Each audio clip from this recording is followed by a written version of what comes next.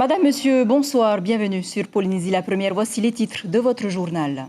À Aroué, les habitués du site du tombeau du roi se plaignent des milliers de tonnes de terre les empêchent d'accéder à la mer et pourtant ce stockage a été négocié avec l'église protestante propriétaire des lieux. L'OPH s'attelle à réparer la station d'épuration du lotissement Tepapa 3 à la mission et cela a pris plusieurs plaintes de riverains du quartier Tearoa depuis 2017. Condamné en septembre 2019 à une amende de 100 millions de francs Pacifique, Radio Tefana et ses 11 salariés ne veulent pas disparaître. Ils ont encore confirmé leur soutien au Tavana de Fa'a ce matin devant le tribunal de Papeete. Enfin, pour terminer, plein phare dans ce journal sur l'étude des fonds marins destinés aux travaux d'élargissement de la passe de Papeete, un chantier nécessaire au développement futur de l'activité du port autonome. Mais avant d'aller plus loin à Aroué, des milliers de tonnes de terre déversées sur le site du tombeau du roi alimentent la polémique. Des monticules de terre qui, selon les plaintes sur les réseaux sociaux, occasionnent une pollution visuelle et gênent l'accès à la mer. Mais l'église protestante propriétaire des lieux est ravie et vous allez tout de suite comprendre pourquoi avec ce reportage de Brigitte Olivier et Heidi Anko. Qu'on se le dise, il n'est pas interdit de se baigner au tombeau du roi à Aroué. Mais ce n'est pas non plus très simple. La raison en est que l'église protestante a désormais fermé son portail, par précaution, car depuis quelques semaines, une entreprise a déversé ici 3500 mètres cubes de terre. Alors cette terre, elle n'arrive pas comme ça, par hélicoptère ou par avion, elle arrive par camion, et ce sont des camions qui pèsent des tonnes, hein. On peut éviter les accidents. Ceci précisé, ce dépôt massif va continuer. La terre vient du chantier du nouveau pôle psychiatrique. L'entreprise qui évacue ce remblai compte déverser à Aroué 5800 mètres cubes au total et met à la disposition de l'église des engins pour tasser, ce qui lui permettra de lutter contre l'érosion du terrain. C'est vrai qu'il y aura un surplus de terre qui va rester, mais cela c'est pour 6 mois. Au bout de 6 mois, l'entreprise vient récupérer. L'église espère ainsi regagner du terrain grignoté par l'océan et rouvrira son accès quand le balai des camions aura cessé. Et sachez que selon le rapport du service d'hygiène publié il y a quelques jours à peine, le site du tombeau du roi fait partie des endroits où la qualité des eaux est impropre à la baignade.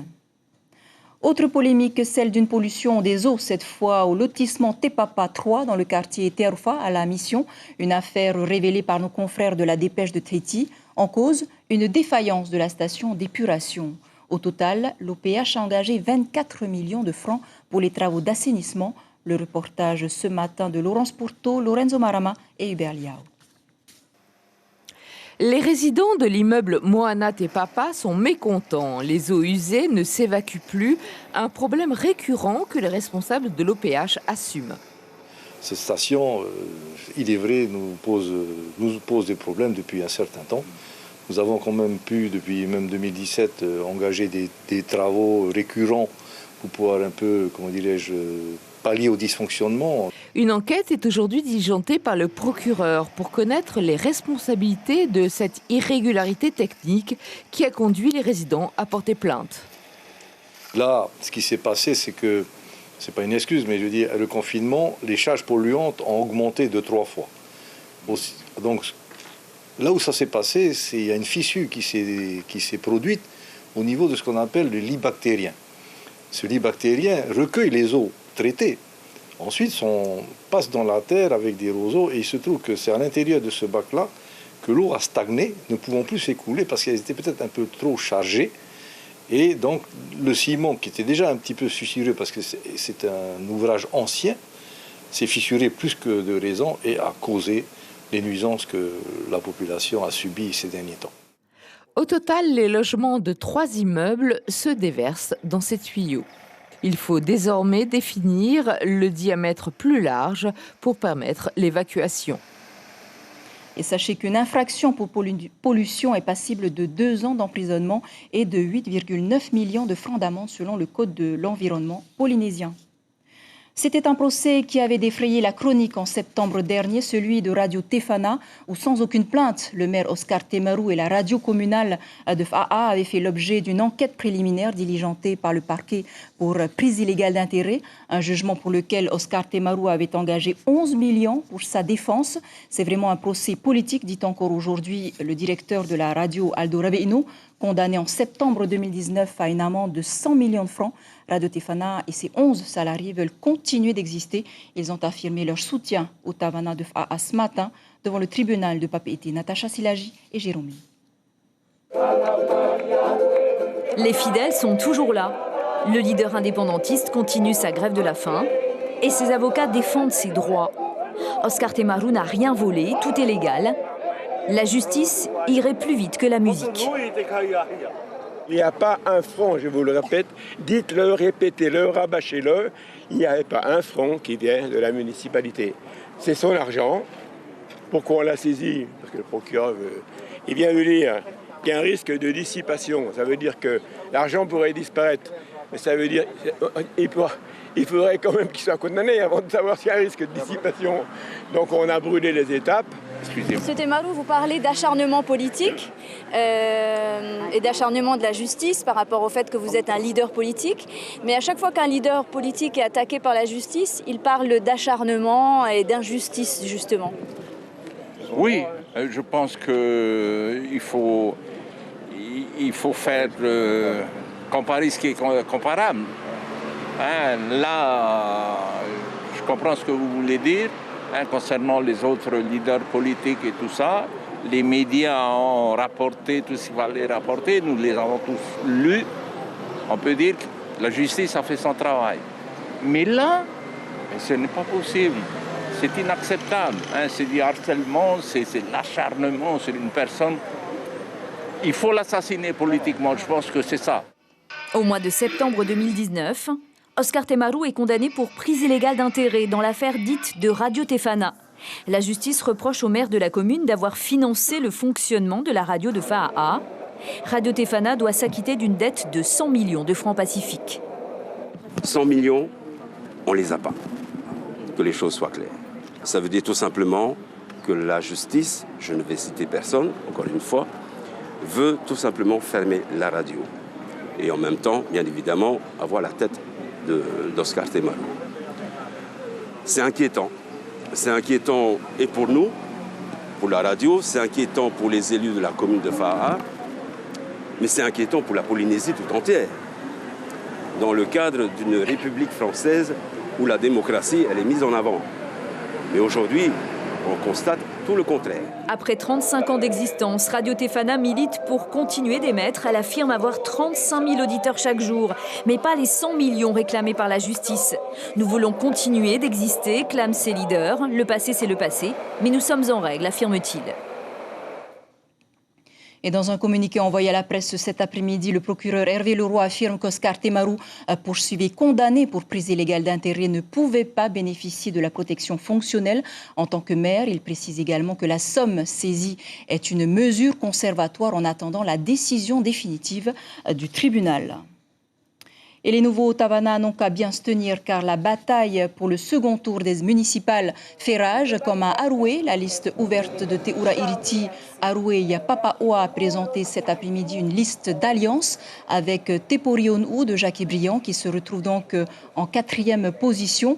La nouvelle équipe veut mettre en avant l'éducation, la culture et le sport et pourquoi pas tenter de faire baisser les impôts communaux. On écoute Te Ura Iriti au micro de Jérôme Lee.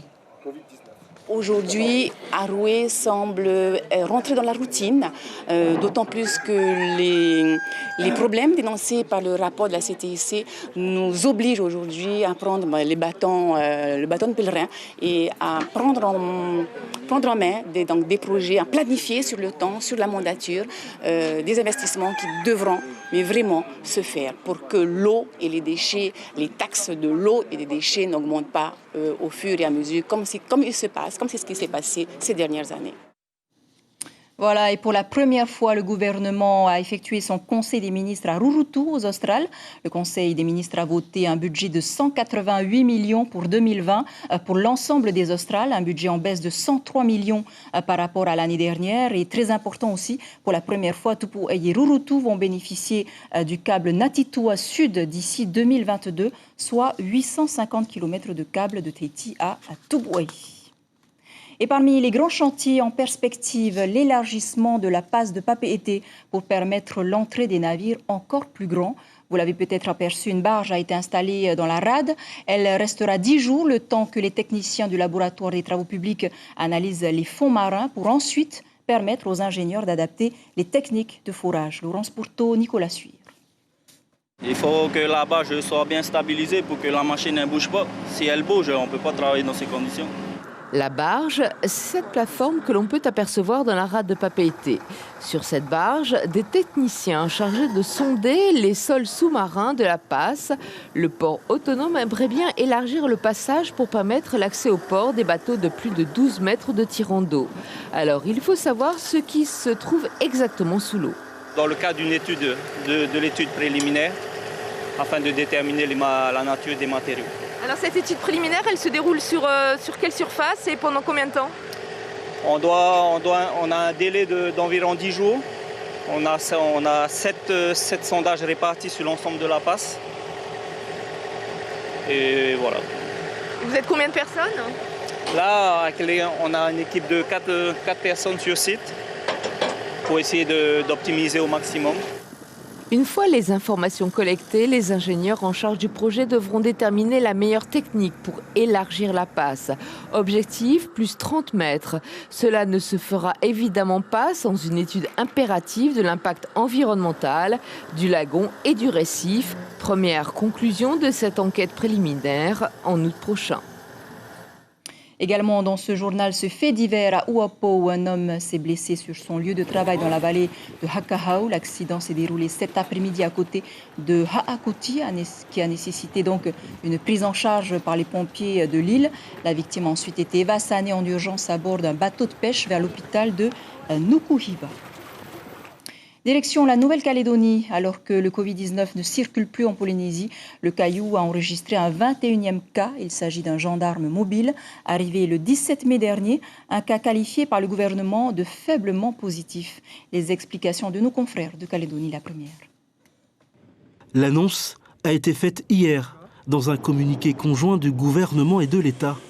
Parmi les militaires arrivés le 17 mai dernier, un second gendarme mobile a été de nouveau testé faiblement positif au Covid-19.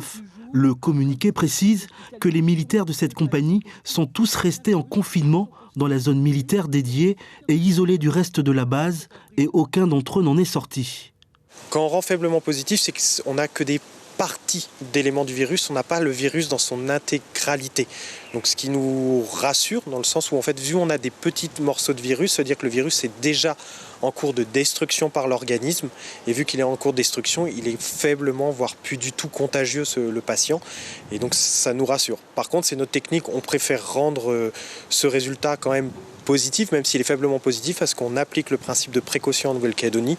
On souhaite protéger la population comme on le continue à le faire là actuellement. Et donc du coup, ce patient, vu qu'il est positif, même faiblement, sera isolé au sein du CHT. On refera des examens et dès qu'il sera il sera totalement négatif, ce patient pourra enfin sortir du CHT. C'est un patient en voie de guérison. C'est un patient en voie de guérison. Selon nos informations, ce 21e cas n'est pas le colocataire de chambre du premier gendarme malade. Toujours selon nos informations, ce dernier militaire malade n'est pas un cas contact, mais bien un cas importé, c'est-à-dire un cas qui a contracté le coronavirus à l'extérieur de la Calédonie. Les autorités sanitaires recherchent actuellement toutes les personnes contacts de ces deux militaires. Et justement, comment booster son système immunitaire naturellement pour faire face aux maladies saisonnières? À Hivaoa, c'est ce qu'ont pu découvrir les parents lors des ateliers proposés par la Maison de l'Enfance de Nukuhiva. Un cours de biologie d'abord pour comprendre le système immunitaire, avant de démarrer les ateliers de préparation culinaire à base de gingembre et de curcuma, pour terminer par une séance d'initiation au Hikong. Des formations qui seront à nouveau réitérées sur d'autres thèmes, comme nous l'explique Camille Morel, directrice de la maison de l'enfance de Nukuhiva, au micro de Marie Curva. Nous proposons des ateliers pour les enfants pour favoriser leur éveil, la socialisation de ce jeune enfant, mais également des ateliers en direction du parent qui peuvent prendre différentes formes, soit un café parent, soit des ateliers parents, des temps qui sont là pour valoriser le parent, son savoir-faire et pour l'accompagner dans son rôle de parent. Voilà, pour terminer, on s'arrête sur l'île voisine Hivaoa, où un habitant s'est trouvé comme passion l'élevage. Guy s'est lancé il y a 5 ans dans cette activité en adoptant seulement 3 chèvres au départ. D'année en année, sa production s'est développée et se porte aujourd'hui à une centaine de têtes.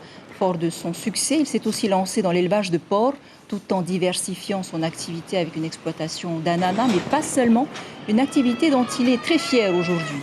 Écoutez-le plutôt au micro de notre correspondant Sylvain Lamiral.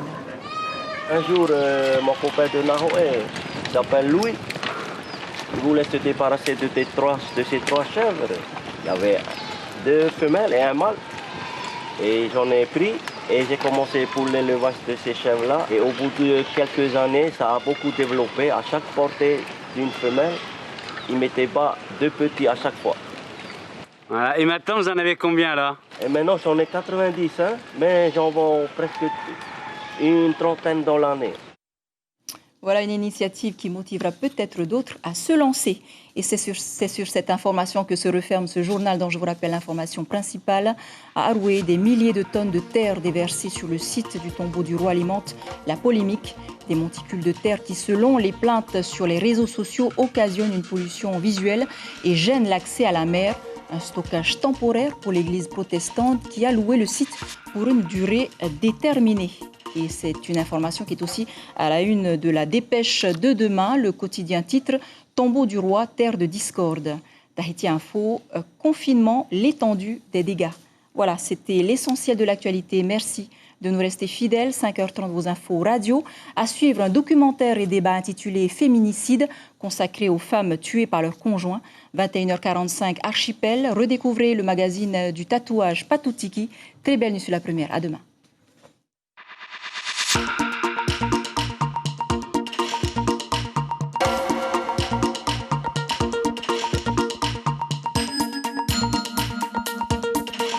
Retrouvez notre journal en replay sur notre site internet.